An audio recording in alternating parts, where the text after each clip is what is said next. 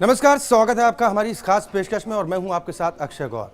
सियासत का दस्तूर भी निराला है। यहाँ पर ना तो दोस्ती स्थायी है और ना ही दुश्मनी।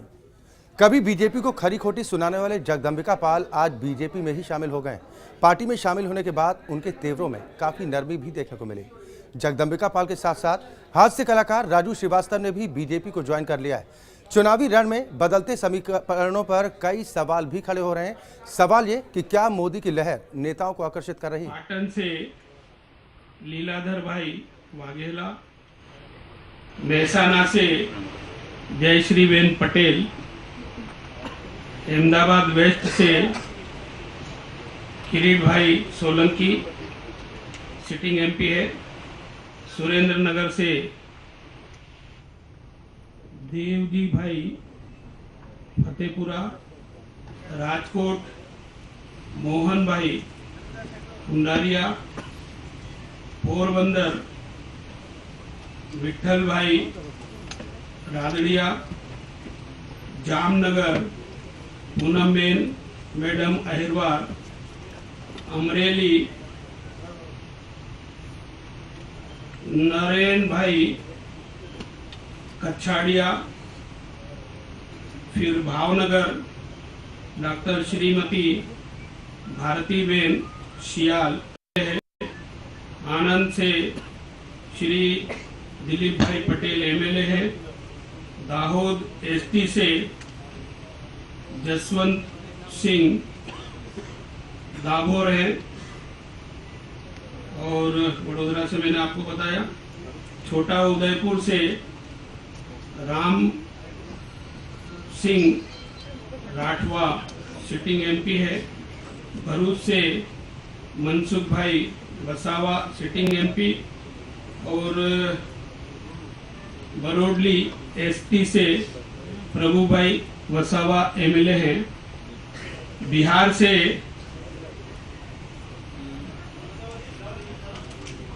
एक हाँ, सूरत से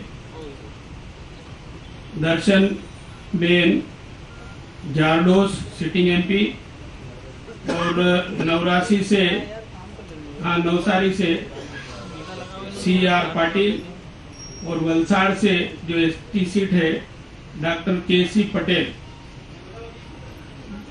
मैंने जितना पढ़ा है उतना आज हुआ है, बाकी का और बाद में करेंगे। बिहार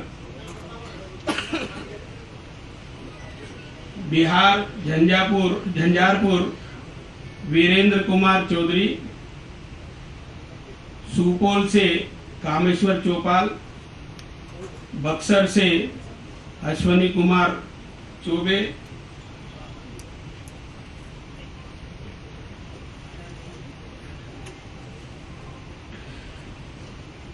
केरला से मौलिकारा एससी सीट है, एडवोकेट पी सुधीर, महाराष्ट्र के नंदुरबार से सुश्री हिना गावित, या हालिया गावित जी की जो मिनिस्टर है उनकी बेटी है।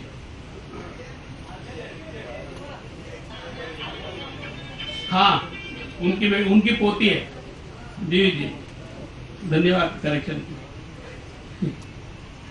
भिवंडी से श्री कपिल पाटिल, राजस्थान से Ganganagar SC Nihalchand Meghwal ex MP है, Bikaner SC Arjun Meghwal sitting MP है, चूरू से राहुल कासवा, झुंझुनू से श्रीमती संतोष कहलावत एमएलए है, सीकर स्वामी समेदानंद जी हैं, जयपुर रूरल राज्यवर्धन सिंह राठौड़, ये ओलंपियन है, Jaipur Ramcharan Vohra state general secretary है, अलवर से Mahant Chandannath, Bharatpur SC Bahadur Kohli, Dausa ST Harish Meena, Tonk Sawai Madhopur Sukhbir Singh, Jaunpuria ex MLA, Nagaur Chhoturam Chaudhary, Jodhpur Gajendra Singh Shekhawat, Jalore Devji Bhai Patel sitting MP, Udaipur ST Arjun Meena state president ST Morcha, Banswara ST Manashankar Ninama,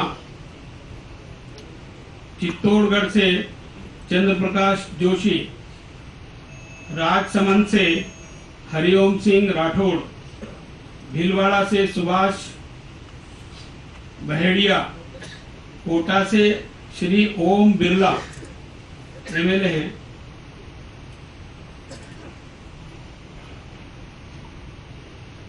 Jhalawar से दुष्यंत सिंह सिटिंग एमपी, उत्तर प्रदेश, संभल से सत्यपाल सैनी, मथुरा से श्रीमती हेमा मालिनी, फतेहपुर सीकरी चौधरी बाबूलाल, शाहजहांपुर श्रीमती कृष्णा राज, दोरहरा श्रीमती रेखा वर्मा, अरे क्या कर रहे हैं? Akbarpur Shri Devendra Bhole, Jalaun SC Shri Bhanu Verma ex MP, Hamirpur Shri Pushpendra Singh Chandel, Allahabad Shyamcharan Gupta, Ambedkar नगर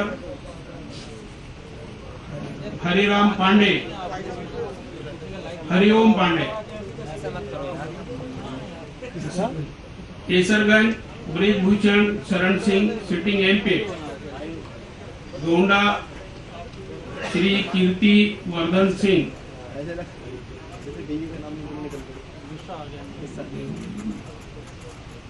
दामोरियागंज ये डुमरियागंज पर स्पेलिंग श्री जगदम्बिका पाल, कुशीनगर राजेश पांडे और गाजीपुर मनोज सिन्हा, झारखंड में जमशेदपुर श्री विद्युत महतो, अंडमान निकोबार विष्णुपद राय सिटिंग एमपी, दादर नगर हवेली नट्टू भाई Patel sitting MP, Daman Diu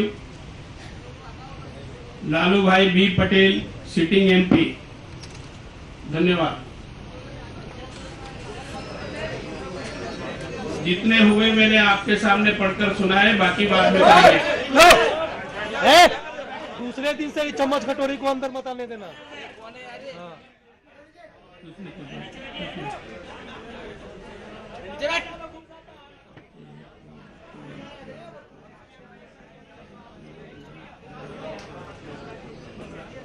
UP से 15 हो गए अभी आज की लिस्ट में, 21, गुजरात की 21,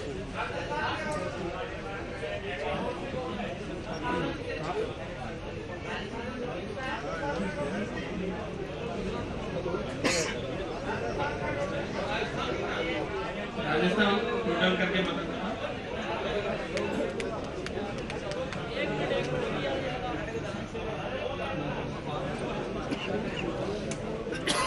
राजस्थान भी 21। या तो बड़ी और अहम खबर इस वक्त आपको बता रहे थे, भारतीय जनता पार्टी की तरफ से प्रत्याशियों की सूची का ऐलान किया गया, जिसमें जगदम्बिका पाल को डुमरियागंज से लोकसभा सीट का प्रत्याशी भी बनाया गया। और हम लगातार बात कर रहे हैं मोदी कॉल के जोड़ की। कांग्रेस के लिए जिंदगी के कई साल गंवाने वाले राजनीति के दिग्गज खिलाड़ी जगदम्बिका पाल अब पाला बदल चुके हैं। कई साल कांग्रेस की सेवा की और अब बीजेपी का दामन थाम लिया है। कभी मोदी के खिलाफ आग उगलने वाले पाल पाला बदलते ही अब नए अंदाज में भी दिखाई दिए। दिल्ली में बीजेपी के हेडक्वार्टर में जगदम्बिका पाल ने बीजेपी का दामन थाम लिया और उनके साथ कॉमेडी के सरताज यानी कि राजू श्रीवास्तव ने भी बीजेपी का हाथ थाम लिया। मैं श्री जगदम्बिका पाल को भारतीय जनता पार्टी के सदस्य के रूप में स्वीकार करता हूं। राजीव श्रीवास्तव को भी मैं भारतीय जनता पार्टी के सदस्य के रूप में स्वीकार करता हूं। बीजेपी मुख्यालय का ये नजारा। मैं श्री जगदम्बिका पाल को भारतीय जनता पार्टी के सदस्य के रूप में स्वीकार और पार्टी के राष्ट्रीय अध्यक्ष राजनाथ सिंह का बयान तस्दीक करता है कि पाला बदला जा चुका है। कई साल कांग्रेस की सेवा करने वाले जगदम्बिका पाल अब बीजेपी अपना चुके हैं। कांग्रेस से इस्तीफे के बाद ही कयासों का दौर भी शुरू हो चुका था, लेकिन बीजेपी से मिलने के साथ ही वो तमाम अटकलें खत्म हो गई। इस बात की भी चर्चा है कि पार्टी उन्हें उत्तर प्रदेश की डुमरियागंज से लोकसभा चुनाव का टिकट दे सकती है। कांग्रेस खेमे के कद्दावर नेता कहलाने वाले पाल पाला बदलते ही बदले बदले तेवरों में नजर आए। कभी नरेंद्र मोदी को खरी खोटी सुनाने वाले जगदम्बिका पाल के तेवर आज नरम दिखाई दिए। आज देश में एक मजबूत और स्ट्रांग लीडरशिप की ज़रूरत है, जो देश को जिस तरीके से गुड गवर्नेंस के लिए ज़रूरत है, ग्रोथ रेट आगे ले जाने की ज़रूरत है, वो जो 10 करोड़ युवा है जो इस बार नया मतदाता 18 साल का हुआ है और जो एक बदलाव की बाट जो हो रहा है कि कौन उनके हाथों में रोजगार देगा, तो वो राय श्री नरेंद्र मोदी के पक्ष में बनी। स्वाभाविक है कि मैंने आज भारतीय जनता पार्टी ज्वाइन किया श्री राजनाथ सिंह जी की अध्यक्षता में। कानपुर से समाजवादी पार्टी का टिकट लौटाने वाले हास्य कलाकार राजू श्रीवास्तव ने भी बीजेपी ज्वाइन कर ली है। पिछले हफ्ते राजू ने ये कहते हुए समाजवादी पार्टी के टिकट को लौटा दिया था कि स्थानीय यूनिट उनका समर्थन नहीं कर रहे। मुझे ये अंदाजा हुआ कि भाजपा ही देश का उद्धार कर सकती है। भाजपा में सारे जितने भी नेता हैं, मोदी जी हैं, सुषमा स्वराज जी हैं, राजनाथ जी हैं, जेटली जी हैं, ये सारे लोग बहुत ही योग्य और गुणी लोग हैं, देश के लिए सोचते हैं। जगदम्बिका पाल और राजू श्रीवास्तव के पार्टी में शामिल होने से बीजेपी में जश्न है, लेकिन लखनऊ में पार्टी के फैसले के खिलाफ विरोध प्रदर्शित भी किया गया। अगर पाल को लाओगे गली गली कांग्रेस के जहां तो सवाल इस बात को लेकर भी लगातार उठ रहे थे कि क्या बीजेपी का कुनबा बढ़ता जा रहा है और जिस तरीके से नेताओं में होड़ सी मची है भारतीय जनता पार्टी का दामन थामने को लेकर वो इस बात को पुख्ता भी करते हैं। चलिए चर्चा की शुरुआत करेंगे। हमारे deputy political editor Krishna Kumar Dubey ji हमारे साथ इस वक्त जुड़े हुए हैं। साथ ही हमारे साथ भोपाल स्टूडियो से कांग्रेस के वरिष्ठ नेता अभय दुबे जी जुड़े हुए हैं। बहुत स्वागत है आप दोनों मेहमानों का। सबसे पहले दुबे जी आपके पास ही आना चाहूंगा। इस बात को लेकर लगातार कयास लगाए जा रहे थे कि जगदम्बिका पाल बीजेपी में शामिल हो चुके हैं। आज वो घड़ी आई जब जगदम्बिका पाल ने बीजेपी का दामन थाम लिया और साथ ही टिकट भी फाइनल हो चुकी है। अब तक जो भारतीय जनता पार्टी की सूची जो अभी जारी की गई उसमें नाम दे दिया गया कि डुमरियागंज से जगदम्बिका पाल ही प्रत्याशी हैं।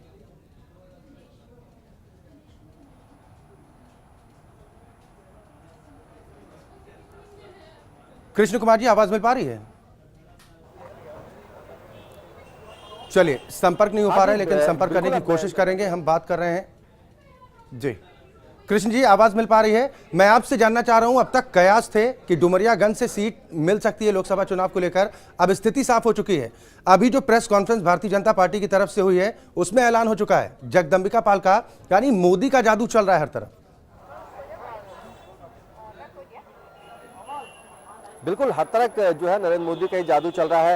नरेंद्र मोदी ने जब बीजेपी में उनको प्रधानमंत्री पद का उम्मीदवार घोषित किया था तभी उन्होंने कहा था जितने रूठे हैं, जितने विरोधी हो गए, सबको जो भाजपा से कहीं न कहीं जुड़े रहे हैं या जिनकी भावनाएं भी भाजपाओं की तरफ है उनको आपस में मिला लिया जाए, एक एक करके कुनबा को आगे बढ़ाना है। ये एक प्रकार से सूत्र है नरेंद्र मोदी का। उसी में आप देखेंगे कि उमा भारती की वापसी हुई, कुछ दिनों पहले कल्याण सिंह की वापसी हुई, तो ये सब दो नेता हैं जो बीजेपी से छिटक गए थे। उन सबको जोड़ करके उन्होंने अमित शाह के माध्यम से आगे बढ़ते हुए सबको बीजेपी में शामिल किया। अब वही जगदम्बिका पाल भी शामिल हो गए। 2 दिन पहले कानपुर से समाजवादी पार्टी का टिकट लौटाने वाले या उसे छीन लिया गया, ये अभी रहस्य बना हुआ है।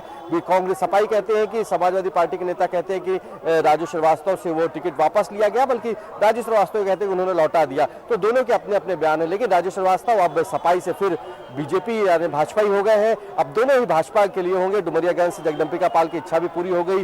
जब उनसे 3 दिन पहले बात हुई तो उन्होंने कहा था कि डुमरियागंज से ओके कह दिया गया है और 19 तारीख के खाली ऐलान की बाकी थी। तो आज 19 तारीख को उनका ऐलान हो गया, वो डुमरियागंज से चुनाव लड़ेंगे। शाम को भी शहनवाज हुसैन ने कुछ देर पहले इसका ऐलान भी कर दिया।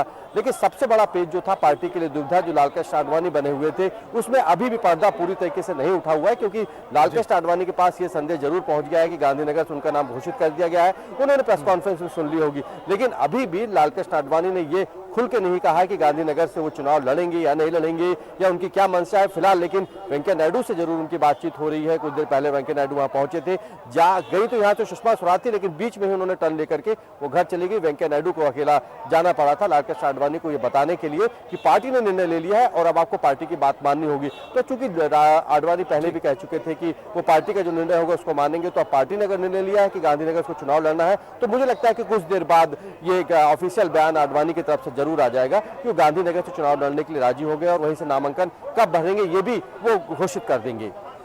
चलिए, बिल्कुल अभय दुबे जी भी हमारे साथ जुड़े हुए भोपाल स्टूडियो से, उनसे बातचीत करते हैं। अभय जी, क्यों कांग्रेस को एक के बाद एक झटके लगते जा रहे हैं?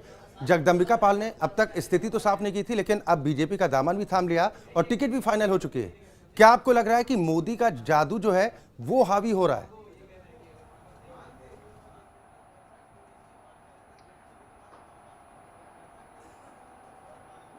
देखिए, मोदी के जादू का तो प्रश्न ही नहीं। पहली बात तो ये पूछा जाना चाहिए जगदम्बिका पाल जी से कि जो कल तक मोदी जी को रक्त रंजित क्रांति का परिचायक और प्रतीक बताते थे, वो आज कैसे उनके का महिमा मंडन कर सकते हैं, ये बात उनको बतानी चाहिए। भारतीय जनता पार्टी ने मैं बुनियादी तौर पर अगर आप देखें तो देश की नहीं द्वेष की राजनीति प्रारंभ मोदी जी ने की है। द्वेष इस बात को लेकर कि जितनी अंतर कलह है, ये एक एक लोगों को शामिल करने से बड़ी बात यह है कि एक तरफ मुरली मनोहर जोशी जी नाराज हैं, एक तरफ लालकृष्ण आडवाणी जी नाराज हैं, दूसरी तरफ सुषमा जी अपनी नाराजगी का इजहार करती हैं। तो ऐसा प्रतीत होता है कि सूर्य प्रताप शाही से लेकर के कलराज मिश्र से लेकर सब लोग इस द्वेष का सामना मोदी जी के नेतृत्व में कर रहे हैं। तो बुनियादी तौर पर मुझे ऐसा प्रतीत होता है कि भारतीय जनता पार्टी आंतरिक कलह की वजह से कमजोर होती जा रही है और ये प्रतीकात्मक रूप से अगर आप सवाल यहाँ पर इस बात को लेकर भी उठेगा कि आखिर कांग्रेस पार्टी की तरफ से क्या कुछ कमियां हो रही हैं? जो कद्दावर कद के नेता पार्टी को अलविदा कहने में संकोच जरा सा भी नहीं कर रहे हैं। जगदम्बिका पाल भी एक बड़े कद के नेता माने जाते हैं, आखिर क्यों उन्हें मजबूर होना पड़ा? यानी कमी तो कहीं ना कहीं आपकी पार्टी में है।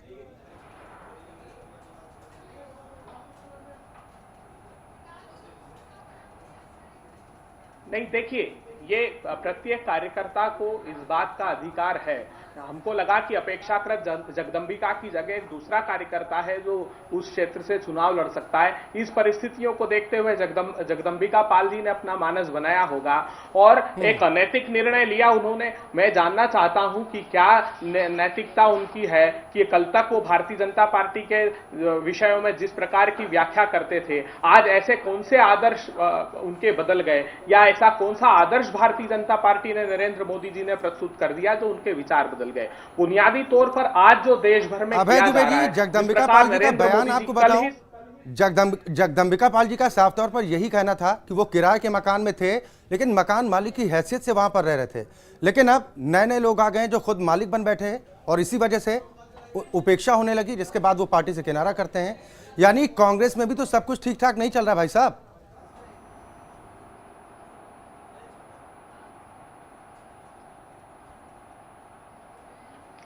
नहीं, देखिए, मैंने कहा कि ये व्यक्तिगत मंतव्य हो सकता है। हमारे कांग्रेस पार्टी में जो ऊर्जावान लोग हैं, जिनमें संभावना है, जो राष्ट्र के प्रति समर्पण का भाव रखते हैं, जो आत्मकेंद्रण की स्थिति में नहीं है, वो पार्टी के साथ बंधे रहेंगे। मैं तो उस प्रत्येक व्यक्ति से आह्वान करता हूं जो निजी स्वार्थों के तहत कांग्रेस में है। हम नहीं अपेक्षा करते कि वो, क्योंकि हमारा संकल्प बड़ा है, इस देश को अग्रणी भूमिका देने का हमारा संकल्प है। हम छोटे उद्देश्यों के लिए काम करने वाले राजनीतिक दल नहीं है। इसलिए कृपा करके ऐसे वो लोग जो देश के प्रति आस्था नहीं रखते, देश की प्रगति के प्रति अपना दृष्टिकोण नहीं रखते, वो कांग्रेस छोड़कर जाना चाहें तो अवसरवादी राजनीतिक दलों की तरफ जा सकते हैं, जिस प्रकार के आपने देखा। और ये कोई बहुत पोटेंशियल लोग नहीं है, मैं आपको बताना चाहता हूं। चलिए, बिल्कुल कुछ इसी तरह की प्रतिक्रिया की उम्मीद भी अभय दुबे जी कांग्रेस की तरफ से थी कि कुछ इसी तरह का जवाब भी आएगा। हमारे मैनेजिंग एडिटर नवीन कुमार जी फोन लाइन पर ज्यादा चर्चा के साथ जुड़ गए हैं। नवीन जी, स्थितियां आप देख रहे हैं कि भारतीय जनता पार्टी की तरफ से होड़ तक की मच रही है। तमाम विपक्षी पार्टियों के नेता बीजेपी का दामन थामने पर आमादा हैं। जगदम्बिका पाल जैसे दिग्गज नेता जो सालों से पार्टी की सेवा कर रहे थे, उन्होंने भी बीजेपी का दामन थामा। अब टिकट भी फाइनल हो गई है। क्या आपको लग रहा है कि ये मोदी कोल का जोड़ है जो लगातार एक दूसरे को जोड़ता ही जा रहा है? जो अभी देश में हवा है अक्षय, उसकी जो स्थिति है वो लगता ये है कि जिस प्रकार से जो करप्शन के चार्जेस कांग्रेस पे लगे हैं पिछले समय में, उसके बाद कांग्रेस के बड़े नेताओं को इस बात की उम्मीद हो गई है कि वो तीसरी बार यूपीए 3 रिपीट नहीं कर सकते। यही कारण है कि कांग्रेस में भगदड़ मची है और जो बड़े नेता हैं वो जैसा देखने को मिल रहा है लगातार, हालांकि ऐसा नहीं कि बीजेपी में टिकट के लिए लड़ाई इस बात के लिए लड़ी जा रही है कि कौन कहां से लड़े, लेकिन कई जगह ऐसा हो रहा है जो भी देख रहे हैं आप कि लोग ये सोच रहे हैं कि भाई यहाँ से क्यों लड़े। तो ऐसी स्थिति में जो लगता ये है कि आने वाले चुनाव में जो अभी असेसमेंट है, जो रिपोर्ट्स आ रही हैं, खुद कांग्रेस के बड़े नेता बेशक माने ना, लेकिन ये तय मान रहे हैं कि वो 3 अंकों तक नहीं पहुंच पाएंगे। ऐसी स्थिति है और ऐसी स्थिति में कांग्रेस में भगदड़ मचना लाजमी है। ज्यादातर वो लोग जो सदा सत्ता के साथ ही रहना चाहते हैं, जैसे कि अभी कांग्रेस के प्रवक्ता ने कहा कि सत्ता के साथ रहना चाहते हैं, लेकिन वो वही लोग हैं, चाहे उनको आप अवसरवादी कह सकते हैं, चाहे उनको आप कह सकते हैं, लेकिन वो अवसरवादी को बहुत समय तक कांग्रेस दूध पिलाती रही है। ऐसा नहीं कि वो नहीं जानते थे, पहले भी बदल करके आए हैं, लेकिन टिकट मिलने के बाद छोड़ करके जाना ये बड़ी दुर्भाग्यपूर्ण बात है, वो भी ऐसी पार्टी के लिए जिसने बहुत लंबे समय तक केंद्र में शासन किया। बिल्कुल, यानी कि आपको लगता है कि हवा के रुख के साथ अब नेता भी बदलाव की स्थिति में है, उन्हें लग रहा है कि बहती हवा है, साथ हो लो ज्यादा बेहतर। जी बिल्कुल, हालात जो है बदलाव की तरफ जिस प्रकार के चल रहे हैं, अभी आज की स्थिति में ये कह सकते हैं कि नरेंद्र मोदी का कद अपनी पार्टी में तो बड़ा ही है, लेकिन देश में उसके बराबर उस स्टेचर का दूसरा नेता तैयार नहीं कर पाया। कांग्रेस में कोई ऐसा लीडर नहीं जिसको कहा जा सके कि प्रधानमंत्री पद के इसके नेतृत्व में कांग्रेस चुनाव लड़ने वाली है। ये लीडर ये है जो नरेंद्र मोदी के बराबर टक्कर दे सकता है, चाहे वो अरविंद केजरीवाल आम आदमी पार्टी के हों या कांग्रेस के हों या थर्ड फ्रंट में तो कोई नेता नहीं है इस प्रकार में, क्योंकि वहाँ सभी प्रधानमंत्री के दावेदार हैं। तो नरेंद्र मोदी के पास एक ऐसा प्लेटफॉर्म, ऐसा प्लेग्राउंड मिला है जिसमें सामने कोई बैटिंग करने के लिए बड़ा उसके बराबर के बैटिंग करने वाला को तैयार अभी नजर नहीं आता है। चलिए, बिल्कुल, बहुत शुक्रिया नवीन जी तमाम चर्चा और बातचीत के लिए। हमारे साथ कृष्ण कुमार दुबे भी लगातार जुड़े हुए हैं। कृष्ण कुमार जी, वक्त की बेहद कमी, बड़े संक्षेप में आपसे जवाब जानना चाहूँगा, आखिर क्या वजह आपको लग रही है कि भारतीय जनता पार्टी की तरफ अब लोग रुख करने लगे हैं? सीनियर जो नेता हैं वो भी भारतीय जनता पार्टी का दामन थाम रहे हैं, खासतौर पर जगदम्बिका पाल की हम बात कर रहे हैं, जो अब तक पानी पी कर कोसा करते थे भारतीय जनता पार्टी को, अब नमो नमो उन्हें भी करना पड़ेगा। देखिए बिल्कुल, इसके पहले जब गोधरा पे तमाम इतने कटाक्ष करे थे, एक सबसे बड़ा उदाहरण तो लोकसभा में तब देखने को मिला था जब अयोध्या विवादित ढांचे को गिराने पर जो बहस हो रही थी रिपोर्ट पर, तो उसमें स्वाभाविक तौर से इनको बीजेपी के सांसदों ने कह दिया था, तो ये खुद कार्यसेवक रहे हैं उस समय, तो ये एक बड़ा कटाक्ष उन पर लगा था, काफी दुखी हो गए थे। लेकिन आज कम से कम उस बात को लेकर के उनको गर्व महसूस होगा कि जो सांसदों ने कहा था कि कार्यसेवक है, तो अब उनसे पूछा जाएगा तो जरूर ये कहेंगे। और उन्होंने कहा भी था मीडिया से बातचीत में, जिया न्यूज से भी बातचीत में कहा था जगदम्बिका पाल ने कि नहीं, उस समय ये कहना गलत था, लेकिन अब वो पूरी तरीके से भाजपाई हो चुके हैं, तो अब उनको ये बात बुरी नहीं लगेगी। लेकिन जगदम्बिका पाल ने जो कांग्रेस छोड़ी उसके पीछे बहुत सारे कारण। एक तो सबसे बड़ी बात ये थी कि कांग्रेस से उनके बेटे को टिकट मिला था, बेटा चुनाव हार गया, अब लोकसभा चुनाव लड़ना था, बेटा चुनाव हार चुका, तो जो स्वाभाविक तौर से उनके खिलाफ एक लहर सी थी वहां पे डुमरियागंज में, और पार्टी का वोट बैंक खत्म हो रहा था। बीच में खबर आई थी कि वो कांग्रेस छोड़कर समाजवादी पार्टी में जाकर मिलेंगे, लेकिन समाजवादी पार्टी के जैसे ग्राफ गिरा, उन्होंने अपने ग्राफ को अलग छड़कते हुए दोनों पार्टियों से भाजपा में शामिल हो गए। तो काफी दिनों से एक कम से कम इस गुणा भाग में लगे हुए थे। डुमरियागंज में बीजेपी के पास भी बहुत कोई बड़ा नेता नहीं था, इसलिए एक चर्चे चेहरे हैं जगदम्बिका पाल ने कम से कम इन पिछले 5 सालों में अपनी, और उन्होंने भी बीजेपी का दामन थाम लिया। अभय दुबे जी भी हमारे साथ लगातार जुड़े हुए हैं। अभय दुबे भी, बड़े संक्षेप में आपसे जवाब जानना चाहूंगा, क्या आपको वाकई में लग रहा है कि बीजेपी का कुनबा बढ़ता जा रहा है? क्या कांग्रेस की स्थिति ठीक है? ये भी आपसे जरूर जानना चाहूंगा, संक्षेप में जवाब दीजिए।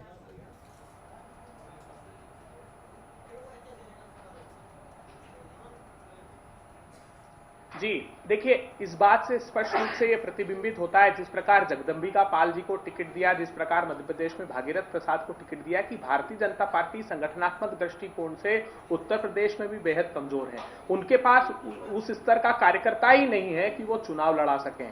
दूसरी बात, हमारे आदरणीय उपाध्यक्ष राहुल गांधी जी ने स्पष्ट किया है कि कांग्रेस को कम करके नहीं आंकना चाहिए। जैसा मैंने पहले भी कहा कि 28 राज्यों में से 14 राज्य ऐसे जहां पर भारतीय जनता पार्टी की 0 मेंबर ऑफ पार्लियामेंट हैं, तो इसका आशय साफ है कि उत्तर भारत के कुछ राज्यों में प्रभाव भारतीय जनता पार्टी का हो सकता है, मगर भारतीय जनता पार्टी इस स्थिति में नरेंद्र मोदी जी नहीं है, नहीं तो दो स्थानों से चुनाव लड़ने की जरूरत उनको नहीं पड़ती।